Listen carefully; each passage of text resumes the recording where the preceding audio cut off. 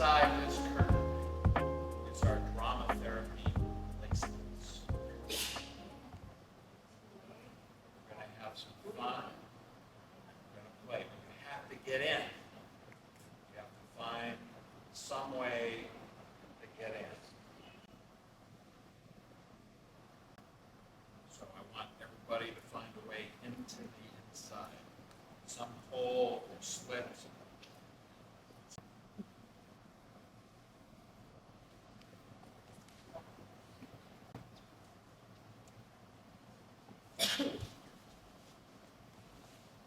Right, let's push it back.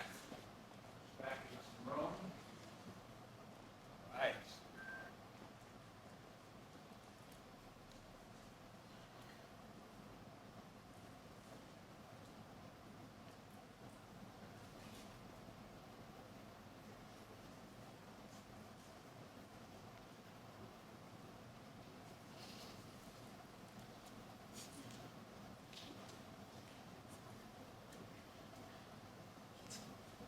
Next. I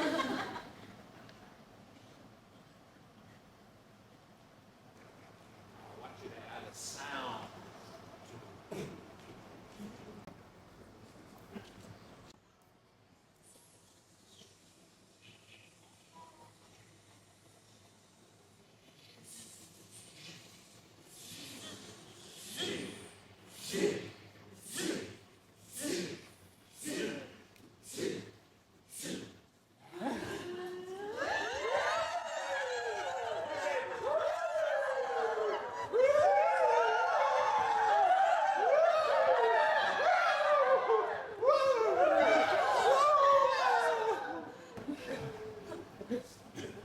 Now, person in the center, you all do the same thing.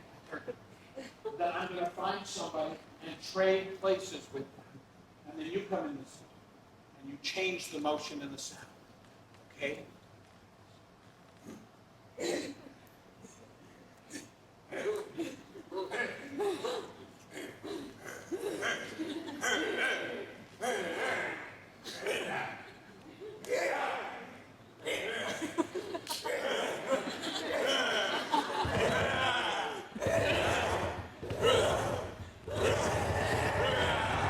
To your neighbor. The other neighbor.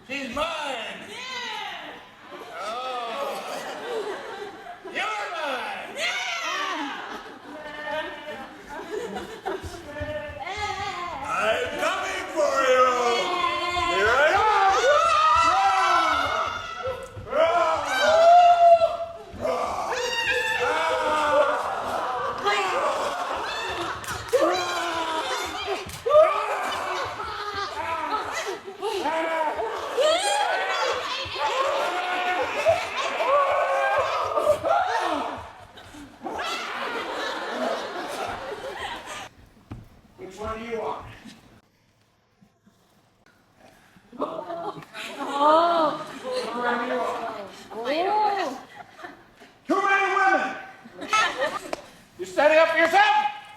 Huh? Stand up. Don't let these women push you around.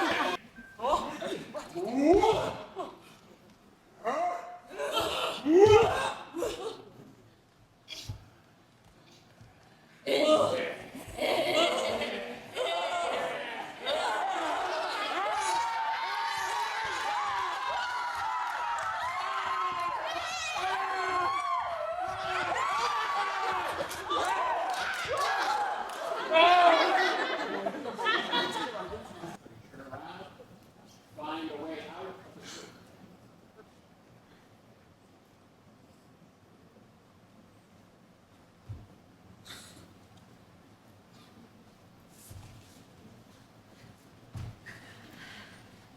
All right. Now, with the power of our group, we're going to raise the curtain back up to the ceiling. Down here with a hum.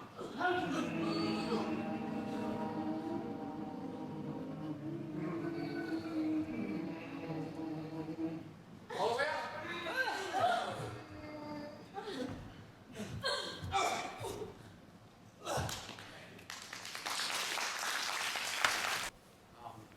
So as I said before, it will look like I'm leading. And I am telling the group instructions what to do sometimes. But what I'm suggesting is coming from what I have seen in them. So, for example, we were in the circle. This woman here, this woman here, she was in the center of the circle. And she was doing something like being scared. And she broke through the line. And so then I did. I then crossed over the circle. And then everybody else began running around scared. Then we all were over there, and two people pointed. So I pointed, and we all ran. So I am giving an instruction, but I am following what somebody else has actually done. And the one male in the group moved away from the women. There, then I said to him, come here as a man. And I did something because he moved away. And the women looked over at him. Now, in the way that the therapist runs the group, we do it developmentally. So we start with more structure, and we slowly loosen it up. Children, when they grow up, need less and less guidance. And group needs less and less guidance as the group moves on. In fact, in this group, there were several moments I said nothing, and the group was standing there not knowing what to do. And I allowed that to happen. I would be the day before the group, I'd be nervous. So I would say, okay, and I would run through the group in my mind. And I'll say, I'll start off with some warm-up, and then we'll do some mirror game, and then we're going to do the archetypal thing I learned from Sue Jennings, and then we're going to do, wait, no, that won't work. I'm running it through, I'm living the group before I'm in the group. And then I would write down them in order. And in the very beginning, I had that sheet of paper, so I would say, okay, now we're going to do this. You would do that. Then we're going to do this. Do that. Then eventually I got it on a smaller piece of paper, and I put it in my pocket, right? You put it in your pocket, so that if you don't forget what you're supposed to do, you can take out, put it back in, right? And eventually, I didn't have it in my pocket. However, I still had it in my mind, the list. And there was one day I decided not to have a list and walk into the group and say hello and begin there. And That's DBT. Which is, I meet somebody and they do something, and I can change that into drama without the list. And without the list, you can see. For people, they feel themselves being touched, they get scared, so they withdraw, they lose energy, they hide. In DBT, there's nowhere to hide. There's just a room and the therapist and the other clients. And you can't hide, but then the therapist could say, I see that you're hiding. We do not force the client to open up. This is the very soft approach. But play is not soft. Being in your body is not soft. Being so close to another person is not soft. There's nothing you can do other than to open up. And you open up, and you're not perfect. You have many flaws. You're just another person. And it's the therapist's job to reflect back and say, that's okay. It's okay for you to be here. The world tells you that you are not enough. You have to get another degree. You have to make more money. You have to call your mother more often. You have to do this, do that. And so it makes you feel that there's something wrong with you. But there is nothing wrong with you in your heart.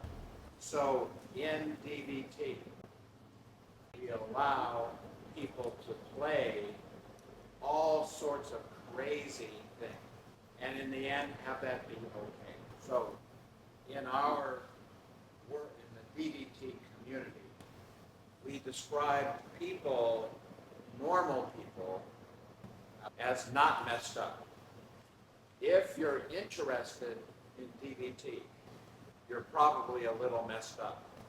If you join and learn DBT, you're definitely messed up. And if you graduate from our institute, you are deeply messed up. And if you are me, the founder of DBT, I am supremely messed up. So when people go to level 1, level 2 in the training, we don't describe them going up. We describe them going down. Because it's okay to be me. It's all right. I don't need to protect myself from that, from real danger. So we're not pacifists. So you need to defend yourself against a real danger, but not the danger of your own fears. Your own fears. So that's what DBT is about, is lowering my own fear. Now tomorrow, we're going to be focusing on working with trauma. And this is very interesting because people who have been traumatized have been really harmed. They didn't make it up. But people with post-traumatic stress disorder continue to be afraid when there is no longer a real danger. So DBT is very helpful for people who've been traumatized because we can play out their traumatic event in the play because it's not real. But the traumatized patient isn't so sure. So, very important. Thank you very much. It was wonderful. You did a great job